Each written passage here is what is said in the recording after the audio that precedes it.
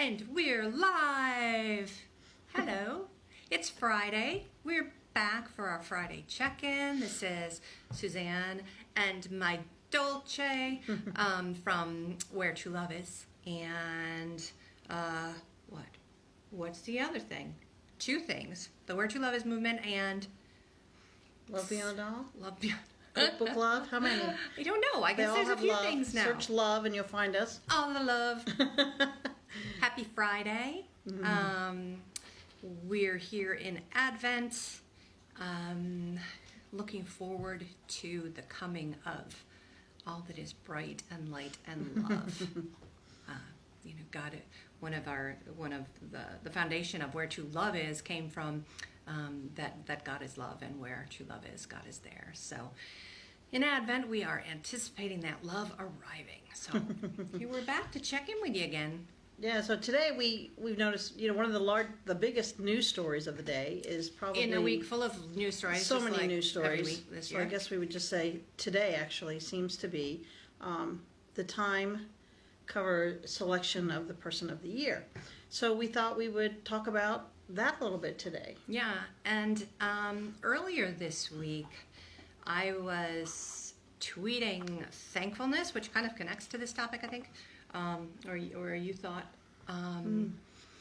you were pointing out that I received a couple of things which really perked my thankfulness this week. One was that I sent a couple of books off to an author and thinker that we really respect highly.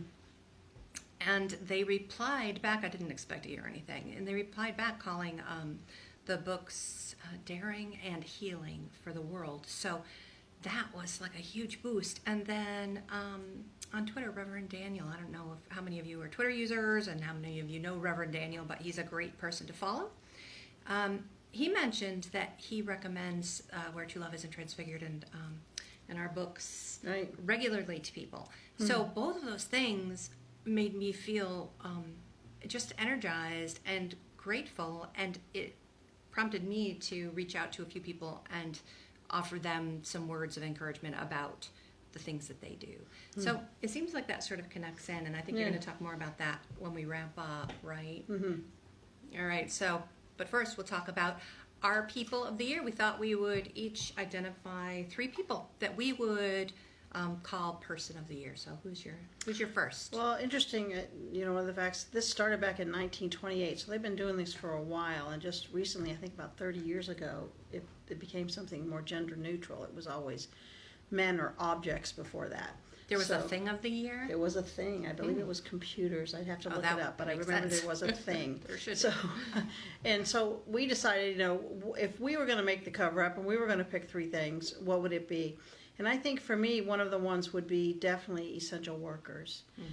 I think the nurses and the doctors in the nursing care facility, caregivers and staff and teachers and people who have been there and have struggled with being in contact with people with COVID are just amazing. And my heart goes out to you. I mean, our children work in some of these situations, and we worry about them all the time, but we are just so blessed to call them our family and to call them people with big hearts. I just don't know how they've done it. So that would be one for me for sure. That's a good one. That's a whole group. I've been thinking more of individuals, but I think the Times was considering essential workers, weren't they? I think they were. Yeah. So the first one that I was thinking about is Pope Francis. And, the Roman Catholic Church is such a huge organization with such a structure of for dealing with change, and change in their doctrine can take literally centuries to evolve. So for this Pope to take stances related to queer people and be so vocal in support of them, of us, is astounding. It's historic. So for me, that he was definitely someone that I'm super happy to get to see happen in our lifetime. And also his stances on climate and the earth. He's named after St. Francis of Assisi, who's all about the earth and all of creation and the creatures. So it makes sense that he would also be standing for our planets. So yeah, that's my first person of the year. Who's next on your list? Oh my gosh, I have to come up with a second one now. Yeah, this was your idea. It was my so you should idea, have and I was lots just of gonna people. fly, just go for it. I'm struggling with that second one. Are you? Yeah. Do you have one ready to go? And I'll give it So some thought. RGB is my Ruth Bader Ginsburg is my second, in part because she passed. Obviously, that makes you think of importance. It kind of focuses our attention on value. I think when people are not here anymore, and so as far as what she did for women and social issues, all the social justice work that she did throughout her life, and how tenaciously she worked to the end of her life is simply amazing and inspiring. Throughout this year, I think I've felt the oldest. Now, obviously, I am the oldest I've ever been. With every day that passes, I'm increasingly older than I ever had been before.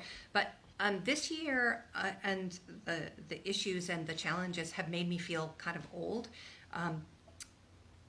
So who's someone like her who worked so hard despite her sickness and her age and all that is very, very inspiring to me. So that's my number 2. Well, in our country, there's been I know that this goes all over the world, but in our country, the voting this year has been a really big deal. And I think, I would probably put voters as a group, but within that would be people like Stacey Abrams, who really got out and pushed for people to vote. No matter what side you voted on, you voted. We voted in record numbers, Yeah. and that's always a good thing. That's amazing. So for this country, that's large. I mean, more people voted for the winner of the presidency than have ever before. You add both together, and more And for the people loser, have ever both. voted for both. Yeah. The voters in our country, that's been a really big deal, and my hat really goes off to Stacey Abrams and all the work that she did in Georgia. And all the poll workers, too. And all the poll I guess you're going workers. for groups. That's a Your group people of again. the I got year are another groups. group. Yeah. How about you? Those are good groups. So my last person of the 3 is Richard Rohr. I love Richard Rohr. We, during our sabbatical, we read The Universal Christ, his most recent book, and I'd been reading his daily meditations for a few months before that.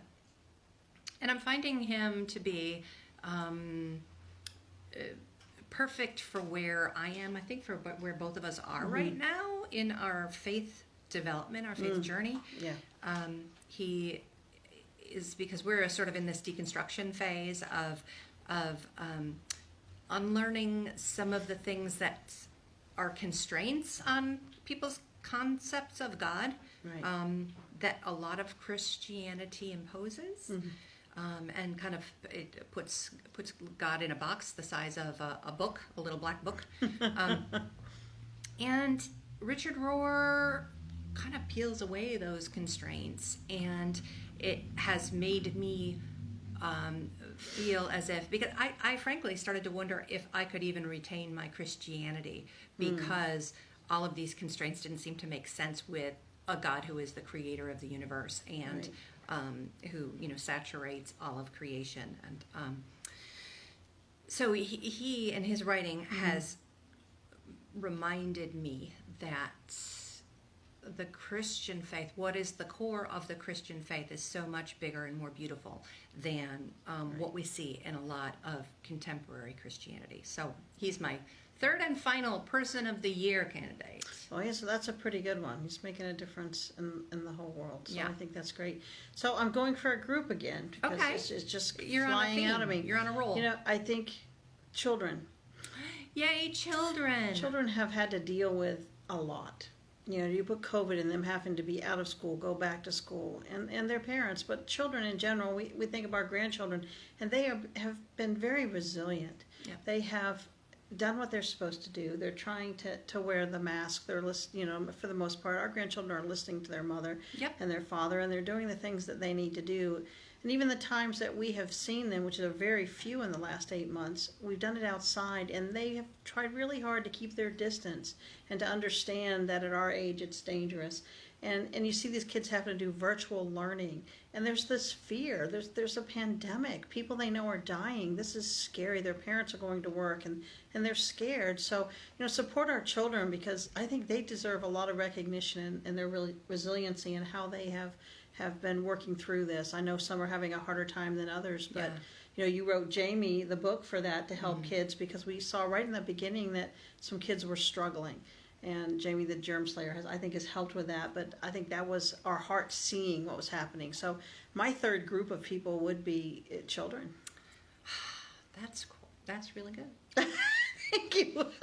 We miss children. We do. We miss our grandchildren. Our exposure to children is severely curtailed, and that's reality. Gosh, we're so locked in this house, so we don't see them very often, and we used to have them over to dinner and have them over to have coloring night and do activities with their mother, but just like you guys, undoubtedly. So many of you. It's been quite a change for us, and they've been very understanding in us trying to be safe. So Children are great.